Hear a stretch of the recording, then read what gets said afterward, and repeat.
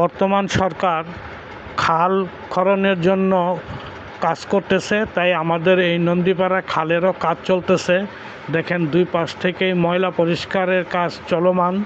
আশা করি এই সরকার এই খালটাও পরিষ্কার করে দুই পাশে সুন্দর হাঁটার ব্যবস্থা করে দিবে, এরকম কথাবার্তাই শুনতেছি। আর আমাদের এই নয়ের যিনি মন্ত্রী সাহেব, উনিও দুই একদিন পর পরে এসে এই খালটা পরিদর্শন করে যায় কাজ কীরকম চলতেছে। হ্যাঁ, তো আশা করি যে এই সরকারের আমলে কাজ খুব দ্রুতই চলবে, কারণ এই সরকার খালে খননের সবচেয়ে বেশি উদ্যোগ নিয়েছে।